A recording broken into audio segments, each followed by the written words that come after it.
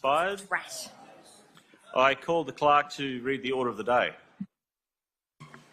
Government business order of the day number 1, Appropriation Parliament Bill, Appropriation Bill, Revenue and Other Legislation Amendment Bill, State Financial Institutions and Metway Merger Amendment Bill, Cognate debate, second readings to be moved. I call the Treasurer. Speaker, I move that the bills be now read a second time. I call the Leader of the Opposition. Mr Speaker, there are few greater honours than to rise in this place and provide an alternate path for our state to follow. As my team and I have developed this path, we have done so in a calm and methodical way. We promised at the start of this term we would focus on the priorities of Queenslanders, and we have been relentless in this focus. We have travelled across Queensland and we have listened to people at the front line, those at the coalface of the big four crises gripping this state: cost of living, youth crime, health and housing. The government's slogan for this budget is doing what matters, yet they are now telling Queenslanders what they have done in the past no longer matters. The record shows this government did not do what mattered when it mattered, and Queenslanders are paying for that fact today. Let me remind the government of their record, because Queenslanders are living it today. That's why it matters. The Queensland housing crisis, the Queensland youth crime crisis, the Queensland health crisis, the Queensland cost of living crisis. With a past like this, it's little wonder a government would attempt to run miles from its record. With a past like this, Queenslanders won't want to forget. Queenslanders have lived this government's failures and they are living it today. The victims of these crises can't forget. To this Labor government, I say to them, victims of the housing crisis matter. Victims of the cost of living crisis matter. Victims of the health crisis matter. And victims of the youth crime crisis, they matter. People affected by the failures of this government matter. People matter. We believe the crises facing Queenslanders are about people. It's only when we talk to these people that we develop our policies. And to me, the solution to these crises, they don't lie in George Street. They lie in the communities suffering through them. These are not trivial issues where a government spits out 5 different plans in 4 years. These crises are not a laughing matter. Certainly the youth crime crisis isn't a laughing matter. Mr Speaker, over the last 4 years, I've watched this government rush to meet political cycles, lurching from one position to the next, different groups being blamed, different problems, but they've been of their making. And that is not my style of leadership. This is why I've spent my 4 years as opposition leader meeting people, not just in boardrooms, but in the community, through public events like our 39 health crisis town halls. I've done this because I want our team out listening to the issues that matter and to put forward ways to solve them. This approach has given our team early insight into the problems facing Queensland. When we first started raising these issues with Queensland Health, we were accused by the government of making up stories. When we started raising youth crime as an issue, the government said it was a beat-up. When we started to warn about the impending cost of living issues, the government said we were doomsdayers. When we started talking about the increasing number of people living in tents, we were mocked. These issues were not as front and centre when we started talking about them, but through the strength of the victims of these crises and their stories that we had the privilege to share, we dragged these issues into the spotlight. Mr Speaker, this is the formula for leadership I have tried to follow. If you want to know the issues affecting Queenslanders, you have to listen to them. You need to understand what matters to them. Throughout my discussions with Queenslanders, I have found them to be thoughtful and practical people. They are willing to share their ideas, but also understand these crises have been created over the past 9 years and the solutions won't happen overnight. They understand their leaders will make mistakes and they will forgive those errors if their leaders are focused on the interests of Queenslanders rather than their own political interests. They will not forgive a government that runs miles from its record. They will not forgive a government whose definition of doing what matters means the experiences of Queenslanders they govern don't matter. Mr Speaker, cost of living is a priority for the LNP because it's a priority for Queenslanders. Queenslanders have endured price rise after price rise, cost hike after cost hike under this government. Electricity, water, rent, food, insurance, the list goes on. We're living through the steepest cost of living pressures in this country because of the failures of this government. But according to the government, this doesn't matter. Never have Queenslanders faced such major impacts to the hip pocket threatening their way of life. No matter where I visit across our state, I spend time listening to people and the message is always the same. Families are struggling. They're having to decide which bill to pay, which bill will fall past the due date. It's a devastating choice and they shouldn't have to make that. It's not the Queensland I know and it's not the Queensland I want to see in the future. Mr Speaker, as I travel across the state, I haven't found one family that tells me they are better off in the last 10 years when it comes to cost of living under this government. Because this Labor government is consumed by chaos and crisis and have the wrong priorities, Queenslanders are paying the price. From last year's CPI data, we know Queensland household electricity bills increased by 19.9%. That's almost 3 times the national average. The CPI figures also revealed the following: 6.7% increase to health costs, the highest in the country, 4.2% increase in transport, the highest in the nation, 8.4% in rent, 18.5% in insurance, 7.4% in sport participation. The government's initial response to the early signs of this emerging crisis was hampered by its insistence that everything was okay. To its credit, the government is now rolling out some short-term assistance, and we welcome that. What's needed is a long-term plan to address the issues which they have embedded in Queensland. The LNP supports the cost of living measures in this budget as an inevitable cost of 9 years of planning failures. The difference is we will also embark on a new plan, a plan that seeks to address the long-term causes of Queensland's cost of living crisis. Our first step is a commitment to a maintenance guarantee on our power plants. A major driver in high power prices has been the failure of the power plant at Callide. It's been below capacity for almost 3 years and it has driven up the cost of power. The maintenance guarantee will ensure the necessary work required to keep our power plants up and running and that it'll be there to deliver cost of living relief. Where we differ with the government is a focus on driving real reform to lowering the underlying cost of government services, things like electricity and water. Real reform to lower prices is something the LNP has committed to, including our supercharged solar for renters policy. It'll save renters over $700 on their bills. We will do this by incentivising owners of residential properties to install solar so their tenants can reap the benefit of clean energy. The LNP will deliver cheaper learner licences after we led the campaign to reduce the cost of getting a learner's driver's licence. Sadly, more and more Queenslanders are becoming victims of crime because of a government that prioritised offenders' rights over the rights of victims. There's a cost associated with this. Through our Making Queensland Safer laws, which will pass by the end of the year if we're elected in October, Queenslanders will be able to feel safe in their homes and their local communities again. Mr Speaker, insurance is a massive driver in the cost of living crisis. The dual failures of not properly planning for disasters, as well as watering down the youth justice laws, has led to a perfect storm for insurance premiums. Home insurance, car insurance, business insurance have all been pushed up by avoidable pressures. By removing threats from our community and through tougher laws, we will lower those pressures. We'll also invest in traffic congestion busting infrastructure, like the Sunshine Coast heavy passenger rail all the way to Maroochydore, and progress projects like the Barron River Bridge and a North Side tunnel for Brisbane that for 10 years have been put in the too hard basket by this government. We'll invest in community resilience infrastructure to minimise the risk of natural disasters and drive down the cost of water through better water security. Queenslanders want solutions that last longer than an election period. There are opportunities for cost of living relief in the transition, but only if it is done right with a genuine plan. The government does not have a credible plan. They have a multi-billion-dollar fantasy based on the pioneer Burdekin pumped hydro project, a project energy experts and environmentalists believe just won't happen. Massive cost blowouts on this project will unavoidably drive up the price of power. This is a project without direct funding, no approvals, no social licence from the local community. It will inevitably lead to higher prices for consumers.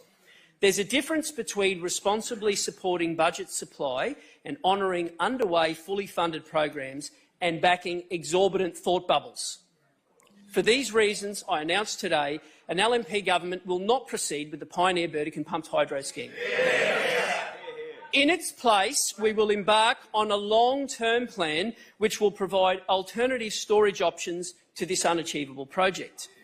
The LNP will investigate opportunities for smaller, more manageable pumped hydro projects.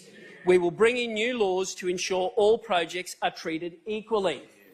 While regional Queensland to this government is just a media backdrop for announcements that eventually join a growing list of unkept promises, regional Queenslanders will know a government I lead will have their backs as we work together to preserve the jobs we have, create more jobs in the future in our regional communities.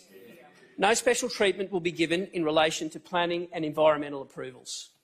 That process will start with a thorough examination of the costings and planning for the government's pumped hydro project at Barumba during estimates. Whether it is a farming project, a residential project or a renewable project, the same standards have to apply. But let me be clear. The Pioneer Burdekin project is not feasible. It will never be built, and the government knows it. This is why there is a $1 billion equity investment in the company, but no actual capital investment in the project. This is why there is nothing in the forwards, and this is why there is no backing from the federal government. The Pioneer Burdekin project is reported to cost around $20 billion, yet the government can't even be honest with this. And if, as the Treasury claims, the project is fully funded under Labor, then Labor must explain ahead of the election what it will cut to fill the $20 billion hydro hole. Or admit the LNP now has an additional $20 billion for roads, rail and infrastructure projects for the next decade. You choose. The LNP will deliver a solution which will make energy affordable, reliable and sustainable. Mr Speaker, fixing Queensland's youth crime crisis is a priority for me because it's a priority for Queenslanders. The impact on Queenslanders has been immense. We are all aware of the past tragedies of the last 9 years. This government might believe victims of crime don't matter, but we do. What has happened to Queensland matters. Their stories matter, like Australia Day 3 years ago when a young couple preparing to become parents were out doing one of the most ordinary acts, walking their dogs on a clear afternoon, when a stolen four-wheel drive driven by a 17-year-old ploughed into them. 3 lives lost, so many more impacted forever. The next year, on Boxing Day, a family went to bed like it was any other holiday season. What they went through that night has been etched in the mind of every Queenslander. A mum struck down by the teen that broke into their house, a father injured and teen daughters distraught. What happened inside their home changed our lives forever. And this year we found even the shopping centre on a weekend afternoon is not always safe. The fundamental shift has come because it has shaken the ground of normality for us. We could all picture Kate and Matt walking down the road on Australia Day. There is a calm on a public holiday like no other, chatting about the week ahead. We could all imagine the house of the Lovells, fridge full of leftovers, the tree still up, presents strewn around the floor. We can all imagine a grandmother taking a young child down to the shops. The loss of Kate, Matt and baby Miles still matters. The loss of Emma Lovell still matters. The loss of Violin White, that still matters. All of these acts are what we hold as the normality of Queensland life, and we have been shaken. The conversation about where to leave your keys at night, that's not normal. The conversation about whether a road is dangerous because it's a known hotspot for stolen cars or hooning is not normal. The conversation about which car park is safer at a shopping centre is not normal. Yet it is what Queensland has become because this government didn't do what mattered when it mattered. And that is not because of Australia Day 2021. It is because of what those opposite did in 2015. This same government. The shift has been felt profoundly by Queenslanders in the last few years, but the fate was sealed when this government came in and took consequences away in 2015. Detention as a last resort was reinstated. The Children's Court was closed to scrutiny. Early intervention programs that were working were shut down. Consequences for action were taken away, and that sent a clear message to young Crims: do whatever you want. There's no consequences under this government. Since then, a 115% increase in unlawful use of a car, a 54% increase in unlawful entry, a 50% increase in other theft, a 220% increase in assault. Even taking away property crime victims, because this government doesn't count them as victims, there's been a 213% increase in victims since 2015. To put that into reality, in 2014 there were 25,734 victims of an offence against a person. In 2023 there were 81,166 victims. I've sat down with victim after victim who have felt abandoned. The Queensland youth crisis was started by this government, and the Premier might try to say he is new, but he sat around the table for every single decision that led us to where we are today. Things must change. Queenslanders want them to change. If elected in October, we will introduce the Making Queensland Safer laws. We will remove detention as a last resort for young offenders. We will open the Children's Court to victims, their families and the media. We will put the rights of victims ahead of the rights of offenders in sentencing provisions. We will send a clear message that actions have consequences, because they do. I never thought we'd get to the point where young offenders, instead of running from the police, would run directly at them, endangering lives with no thought of the impact. The men and women of the Queensland Police deserve our respect and the gratitude for what they do. It's a hard job, a tough job, and they should be proud to do the job. A recruitment pipeline is great, but if police are walking out the door faster than they can be replaced, then their hands are tied. It is little wonder that the government's 2020 election commitment is in tatters. There are over 1,500 fewer police today than what Labor promised there would be now at the 2020 election. We will give police the laws and resources they need to stop the thin blue line getting thinner. I want to turn to health and the problems gripping our state's public health system. It's now well-established fact that Queensland Health is in crisis. That's no reflection on the dedicated staff working and supporting the system. I shudder to think what it would be like without the grit holding a system together from them. That's no reflection on the ill and injured patients. It's a reflection on the government, which has been responsible for planning, resourcing and running it for the last decade. I want to talk about how we arrived at this point and make this observation. 4 years ago, the words ambulance ramping barely registered in the lexicon of the Queensland public. There was a time where those on the government benches tried to shut down and even deny the term, or refer to it as something that was just an LNP word. Well, that's not the case. Paramedics tell us some patients will actively ask them whether or not they'll be ramped at the hospital they're being taken to. It's gone beyond a simple awareness of the issue to a fundamental understanding. Queenslanders understand what it means to them or their loved ones to be ramped. Tragically, as we all know in this chamber, the consequences can be fatal. For those families and those individuals that have spoken up and spoken out, desperate for change, in a system groaning under pressure, I want you to know you have been heard. For those staff, paramedics, doctors, nurses, allied health professionals in those hospitals who are crying out, wanting the system to do better for their patients, I want you to know we have listened. Healthcare is about people and it's about patient care. Dollars fund bricks and mortar, that's important, but healthcare is about people, patient care. So when the budget rolls around and we hear it's a record health budget, it's a record investment, record funding, but what has that record health funding actually delivered for Queensland and the staff working in those hospitals? It's delivered record ambulance ramping of 45.5%. That's the worst ever recorded. It has delivered an elective surgery waiting list which for the first time has passed 60,000 patients. It's delivered a waiting list to see a specialist that is now nudging 300,000 Queenslanders. Unprecedented. But the government doesn't think that matters to Queenslanders. Spending money is not an outcome. Record funding is not an outcome. Record ramping and record waiting lists, they're outcomes. They're just not the right ones. Unbelievably, the record health spend this year has also seen Labor's health and hospitals plan blow out by over $1 billion. Last year's capital statement showed the redevelopment of 15 hospitals would cost $9.785 and deliver an additional 2,200 beds. This year, the same program will cost taxpayers $11.215, nearly $1.5 billion, or 15% more in 1 year. The problem is the blowout won't fund a single extra bed, according to the budget papers.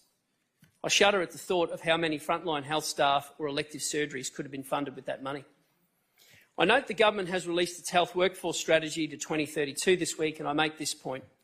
It was in my budget reply last year that I gave the commitment that an LNP government would deliver a contemporary Queensland health workforce plan. It's why we made that commitment. So while it hardly comes as a surprise, my colleagues and I were humbled that we heard those opposite had embarked on one. It is but one more example of an LNP policy commitment undertaken by the government. I am happy to give credit where it is due. To see investments, albeit slight, in programs to grow nurse practitioner pipelines or prevent occupational violence in hospitals is welcome. What we now need is transformative strategy. There is nothing that truly charts a course to develop the clinicians we need in 10, 15 or 20 years' time. The LNP know that workforce is the #1 issue impacting the sustainability of our state's public healthcare system into the future. I will have more to say on this in the weeks and months to come, but growing a health workforce in Queensland is a priority for us. It is no secret that a key focus of mine has been the health portfolio. The reason is simple. Our health system touches the lives of so many across the state. Queenslanders rely on it. That includes mental health, and as we have for the last 2 budgets, we will back the levy and we ask the government to deliver the transparency about where it is being spent. So its management is something that must be done well and right. It's about accountability, ownership, transparency and compassion. I want Queenslanders to know that is how an LNP government will run our health system. Within 100 days of the election, Queenslanders will see in real time what is happening in their hospitals. Delivering the best possible patient care will be our relentless focus, because that is the single most important outcome we can strive for. Mr Speaker, housing is a priority for me because it is a priority for Queenslanders. Last year I revealed Queensland had the lowest home ownership rates in the country. New rental properties have also flatlined, while predicted population growth has come to fruition. I have already spoken of our commitment to taking Queensland to the top of the home ownership table and lowering the pressure on rents. We are all acutely aware of the depths of the Queensland health crisis. Under Labor, the Queensland health crisis has seen a sharp decline in the number of new housing lots approved, development application processes that take longer than any other states, a lack of investment in infrastructure to unlock housing, a significant increase in construction costs, a lack of investment in social housing and a reluctance to partner with the community housing sector. Today, I announce our plan to address the Queensland housing crisis, not just in the here and now, but for the next 20 years. Yeah. Today, we are releasing the LNP's Securing Our Housing Foundations plan. It's bold, it's big picture, but most importantly, it's a detailed plan that clearly outlines how we will achieve our targets and get more Queenslanders into more homes. The LNP Securing Our Housing Foundation plan consists of 6 policy areas: a big boost into home ownership, boost to buy, unlock the homes for Queensland's future, open the door, homes with purpose, and 6th, breaking down the barriers to building. Our plan is unashamedly designed to increase housing supply and get more Queenslanders into more homes. Mr Speaker, whether you are renting or buying a home, the economics are simple. An increase in housing supply will put downward pressure on prices. A government I lead will do that with the LNP Securing Our Housing Foundations plan. Our first goal of this plan is clear. I commit to 1 million extra homes by 2044. Our plan uses a number of levers to achieve this goal. Too often we see a lack of ministerial leadership leading to different departments working at cross purposes. We will end this.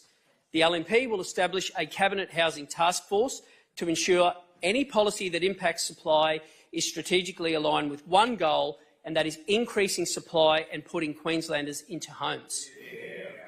When it comes to putting Queenslanders into homes, the LNP will put our money where our mouth is. If elected, we will create a new $2 billion infrastructure fund. Yeah. And that's money over 4 years to accelerate the delivery of infrastructure that is preventing new housing lots from getting to the market. The new fund will be administered through partnerships with local government, industry and local communities with flexibility to cater for individual needs of each.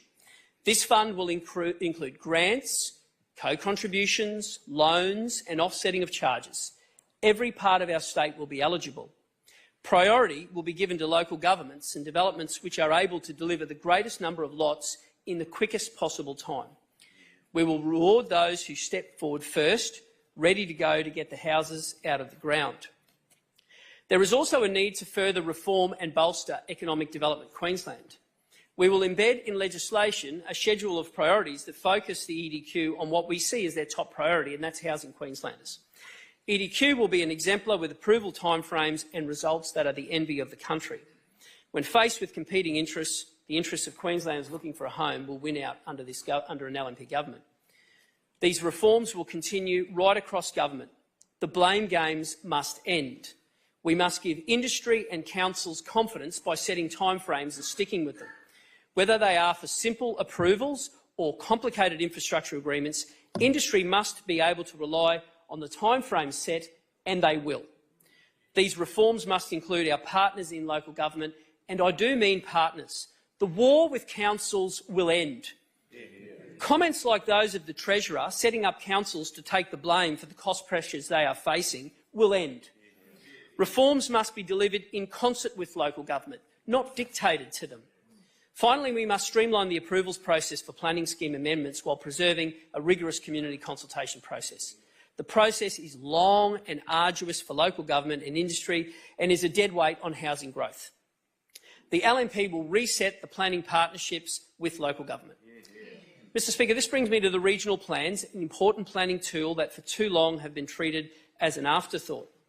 Today, I commit to ensuring that our regional plans are current, fit for purpose and provide for infrastructure that keeps up with population growth and maintains regional identity and protects lifestyle.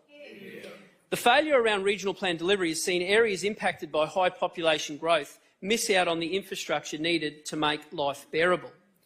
These areas will be prioritised in the development of future regional plans, which will then have a regular update cycle.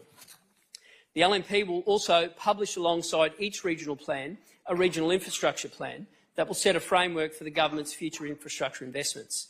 This will include all social infrastructures such as schools and hospitals. The publishing of a regional infrastructure plan will not only aid in the government's forward planning, but also provide comfort to existing residents. An LNP government will not allow population growth without additional infrastructure investments by government. Another drag on supply that falls at the feet of government is a lack of timely provision of utility services in new developments. I've been made aware of reports of temporary generators being installed to allow families to move in, or even worse, homes lying dormant while waiting for a utility connection. While current EDQ can direct utility providers to accept, provide and maintain services within PDAs, most development occurs outside of these. The LNP and government would combine shareholder directions to government-owned utility providers and legislation to institute the enforceable KPIs needed to address these issues. Mr Speaker, no matter who you speak to, a universally accepted fact is the cost to construct housing is skyrocketing, and it's a major factor in the Queensland housing crisis. I have always supported a well-paying and safe construction industry, and as a result, contracts must be honoured and productivity must improve. Anyone who disagrees with this is not serious about getting Queenslanders into homes. I've previously announced an LNP government would re-establish the Productivity Commission. Today, I can reveal its first order of business will be to conduct a regulatory review of the building industry. The review will seek to identify ways to strengthen the building industry, make it easier to build a house in Queensland.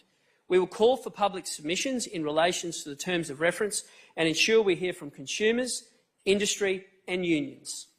Mr Speaker, when it comes to housing the vulnerable, it's all hands on deck. I believe the social housing target should be a shared goal.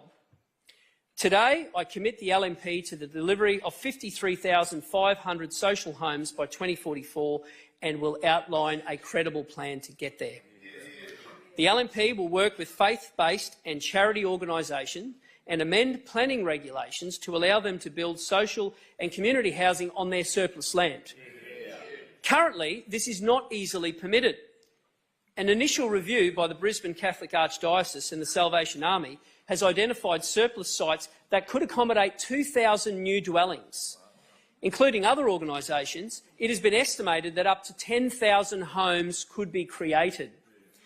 I am hopeful this will inspire other organisations to come forward with more sites.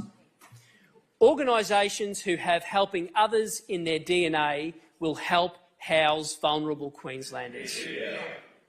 They will have to enter into a planning and development process, as all developments do, to ensure housing solutions meet community expectations. We envisage a partnership between these organisations and the community housing sector. I did, however, say all hands on deck. The LNP will use the Housing Investment Fund to address the critical lack of supply. That is why I commit an LNP government will ensure every single dollar from the Housing Investment Fund will deliver new housing supply. Mr Speaker, the community housing sector in Queensland have been forgotten.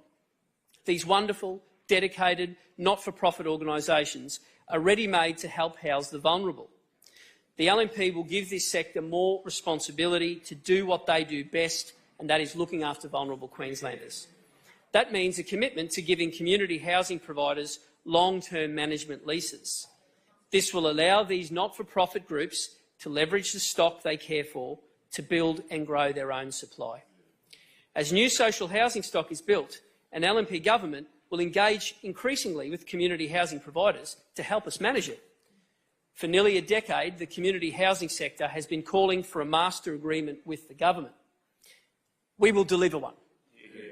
A priority for the LNP government will be to sign a master agreement with the sector to deliver certainty and stability for this segment of the housing market to grow. We will unleash and empower the community housing sector, an untapped powerhouse to deliver homes for Queenslanders. Mr Speaker, the cracks in our housing system are getting wider, and consequently more people are falling through them. In these times, the heroes that support our homeless require certainty. All funding committed to in the budget for the next 4 financial years for housing support and homeless services will be guaranteed under an LNP government. That means the LNP will commit to delivering, among other things, 8 new supported accommodation services for young Queenslanders, bolstering after-hours home reach services for those sleeping rough, 10 new and replaced domestic and family violence shelters for vulnerable women and children. In addition, the government has committed to an uplift in specialist homelessness funding until the end of 2024-2025. We will extend contracts with these key organisations until 2027-2028. I want to assure the people involved in providing homeless services we understand the importance of long-term agreements and the confidence needed to attract and retain staff. We will work hand in hand with you. Mr Speaker, this government's failure on housing supply has created a rental crisis. With population growing and new housing stock slumping, vacancy rates are now at record lows. This has driven rents through the roof, which means more Queenslanders can't get a roof over their head. The LNP's Securing Our Housing Foundations plan has a relentless focus on increasing supply, because more homes for more Queenslanders will ease the vacancy rate pressures and help make rent more affordable for Queenslanders. Mr Speaker, an LNP government will have a 10-year target to put Queensland at the top of the nation when it comes to home ownership. Queensland has the lowest rate of home ownership of any state at 63.5%, and just 35% of Queenslanders aged 25 to 29 own their own home. The measures I have already announced will go a long way to addressing housing affordability for all people looking to buy or rent a home. I now want to outline some more detail about the program the LNP would roll out to assist first home buyers specifically, giving first home buyers hope. Mr Speaker, as this House knows, the LNP has long foreshadowed an increase in the stamp duty threshold for first home buyers. The government has maintained a $500,000 threshold for 9 years, as the younger generation's dream of home ownership disappeared further over the horizon. In the shadows of an election, I welcome their about-face. I can confirm the LNP will raise the threshold for existing homes to $700,000 gradually phasing out up to 800,000, which will save a first home buyer around 17,350. We anticipate an extra 10,000 home buyers a year will benefit from the new threshold. This change lifts the threshold beyond the median unit price in every local government area and beyond the median house price for every local government area except for Brisbane, the Sunshine and Gold Coast and Redlands. Mr Speaker, we have made a conscious decision to tackle supply with our housing policy. And so that is why we must do with stamp duty policy too. Today I announce an LNP government will completely abolish stamp duty for first home buyers on new homes. Yeah. You want to build your first home? Then you won't pay a single stamp duty cent under an LNP government. Yeah. We are abolishing a tax. Yeah. When did you last hear that in this place? Yeah. We're not just reducing tax for first home buyers, chasing the great Australian dream, we are removing it forever. We want to get more Queenslanders into more homes, and it's a plan to increase supply. We are taking action. We anticipate this will come at an investment by government of around $400 million across the forwards. This is the clearest reflection of our commitment to bringing Queensland's home ownership rate to the top of the table, the best in the nation. We will make the great Australian dream more of a reality for more Queenslanders. Mr Speaker, that includes Queenslanders living in Indigenous communities. We want Indigenous Queenslanders to be able to own their own home in these Indigenous communities, and I reaffirm my commitment to make that happen. Mr Speaker, a government I lead will look at all ideas to give first home buyers a leg up. Unnecessary regulation and red tape can't be allowed to cruel the ambition of our next generation of homeowners. Right now, there are restrictions on recipients of stamp duty concessions and the first homeowner grant that means you can't rent out a room or a granny flat within the first 12 months of buying a home. Rooms that could be used to house Queenslanders who rent. Rooms that could help assist a Queenslander paying a mortgage. Untapped supply. Today I announce we will open up these rooms. Under a government I lead, first homeowners who continue to live in their home will no longer have any restrictions when it comes to earning a little income from renting out a room to help them make ends meet, to make those mortgage repayments. We're bringing down barriers to home ownership and opening up more rental options. It's good news for everyone. I'm confident an agreement with a friend to rent a room might also mean the difference between actually getting the loan in the first place or not. Mr Speaker, the sad facts of the current housing crisis are that people are losing hope they will never be able to bridge the rent-ownership divide. On this side, we are willing to try all options. That's why today I announce an LNP government will institute a shared equity scheme for up to 1,000 property buyers. A Queensland scheme, exclusively for Queenslanders. An LNP government will take a 25% equity stake for existing properties and 30% for new builds. The scheme will be restricted to properties valued up to $750,000 with a 2% deposit required. I am constantly told stories of people who need the support of their parents to save for a deposit. Not everyone has this option, and I want young people who don't to still be able to aspire to own their own home. We want to give as many people a shot at home ownership, and we're stepping in and taking action to make sure that Queenslanders can. It is modelled that the trial will cost around $165 million. Mr Speaker, it is always important to be respectful of the resources that Queenslanders entrust to government to administer. This is even more important when Queenslanders are doing it tough. A government I lead will be respectful in dealing with Queenslanders, responsive in dealing with business and resourceful with our finances. A priority for Queenslanders is for the state government to rein in cost blowouts on infrastructure projects. Queenslanders know every dollar overspend takes a dollar out of the community. This is why a government must make every dollar count. There are a number of steps a government I lead will take to make this a reality. First, I will implement my plan to create the best homegrown public service in the nation. establishing an independent public sector commission, setting clear goals and KPIs so ministers and directors general can be held accountable, reviewing the internal complaints procedures to restore integrity, independence and fairness to the process, enhancing graduate opportunities and programs, requiring all contracts and consultancies to include a substantial training and professional development component to strengthen the public service capability, providing training and professional development to better suit public servants' individual needs to embrace new approaches to deliver better infrastructure and services, and committing to no forced redundancies. Mr Speaker, I want to reiterate, when it comes to reductions in the public service, two things stand out. Queenslanders have said unequivocally that they do not want them, and equally importantly, they just don't work. A public service that is secure in its employment, empowered in its decision-making and free to give fearless and frank advice will help a government drive more efficient projects and help rein in the billions of dollars of waste that is rife under this government. Mr Speaker, why is this important?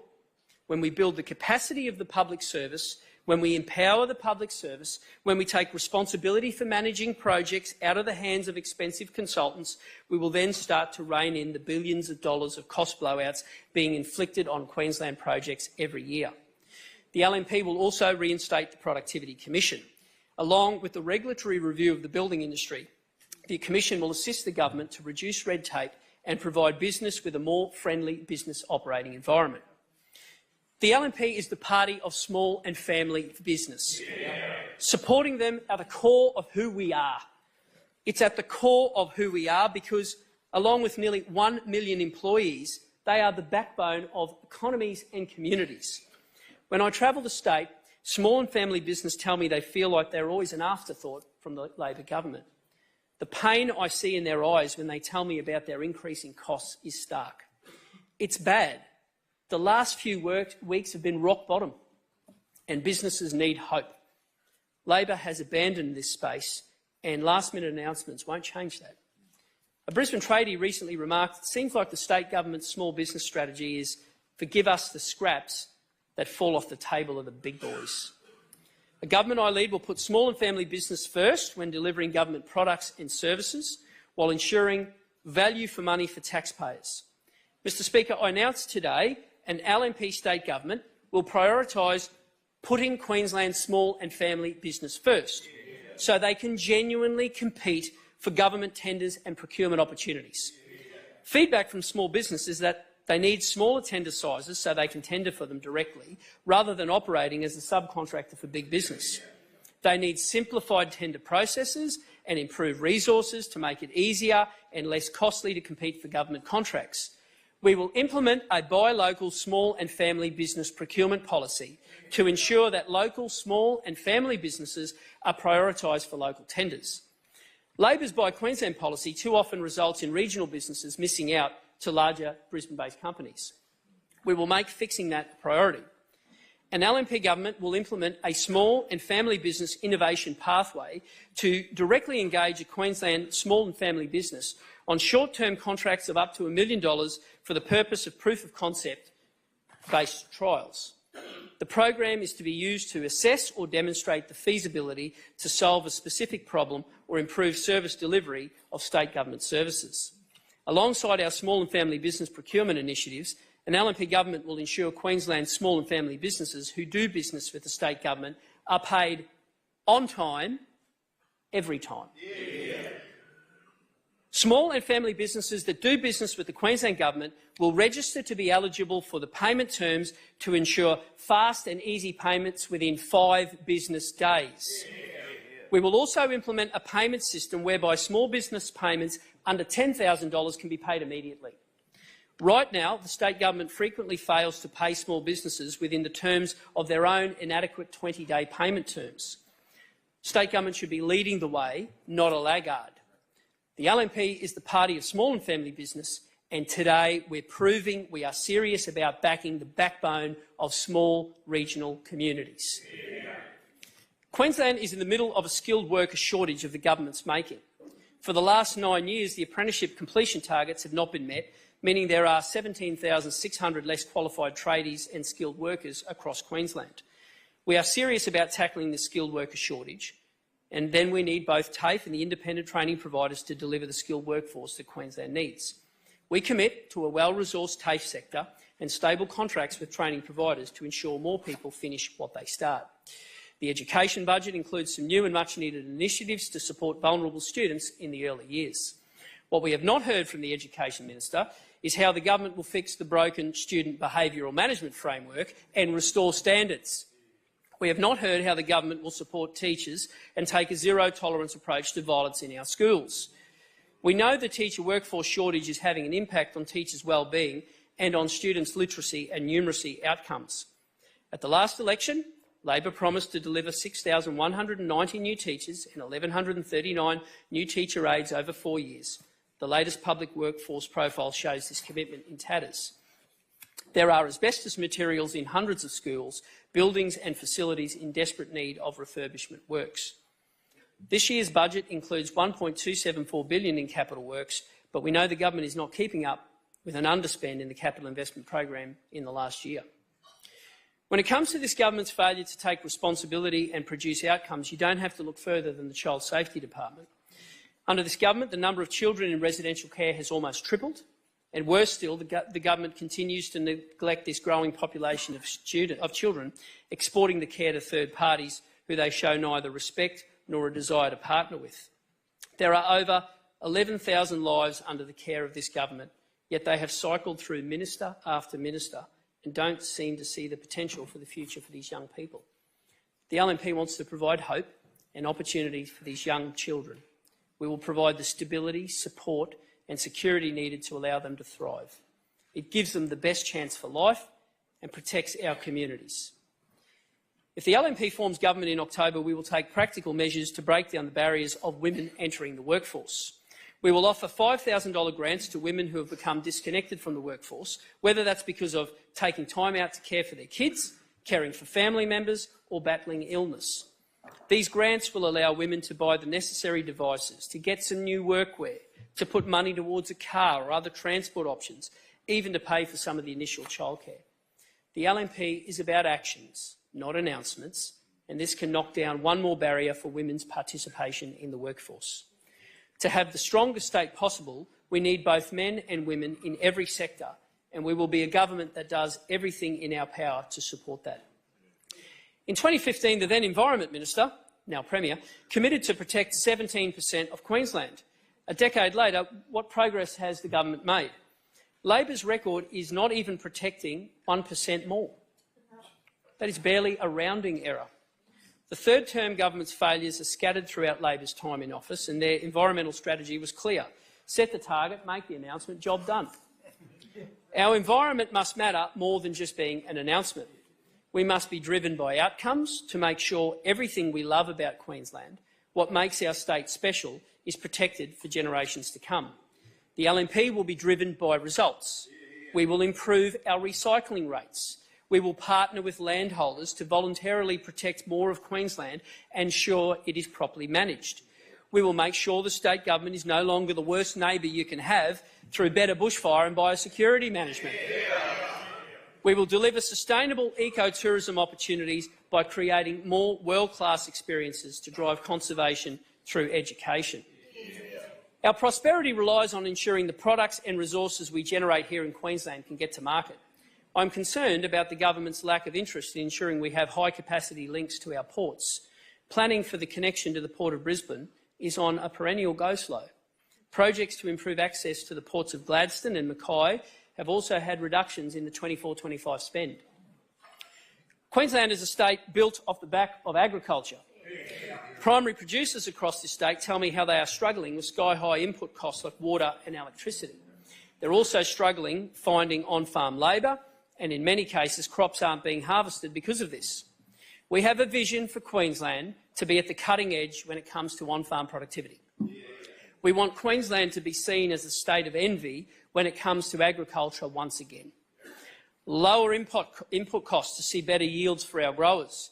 Trusted advice from a government grower seen as a partner, not an inhibitor. And new opportunities through ag tech or new training opportunities, that's going to be the hallmark of what we do. Water is essential, not only for agriculture, but also for other industry and manufacturing, also huge pillars of the economy. This budget is a missed opportunity when it comes to new water security. For farmers, the lack of certainty on future water allocation means an unwillingness to invest in more crops, which reduces supply and increases grocery prices for Queenslanders. The other challenge is with urban water supply. Population growth has been in line with government forecasts from 2015, but no new dams have been built, and there is absolutely no planning from this decade-old Labor government to do one. Where will future Queenslanders get their drinking water from? Mr Speaker, the Olympics and Paralympics were initially pursued as a chance to provide Queensland with lasting transport infrastructure legacy and a chance to market Queensland to the world. A lot of time has been wasted, but I believe we can deliver games Queenslanders can be proud of. While over 1,000 days have been squandered, I'm asking Queenslanders for 100 days to sort out the mess. We must salvage our reputation on the world stage.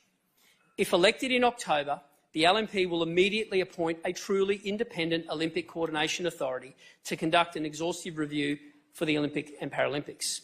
The authority will be required to deliver options within 100 days on the following very clear scope: prioritise roads and rail infrastructure necessary for the Games, use existing venues, achieve this with a funding envelope that is no greater than what is currently on the table, present legacy options for regional Queensland. Mr Speaker, we must ensure there are legacies for grassroots sports, especially in the regions. I want to ensure the Olympic and Paralympic Games grows sport right across our state.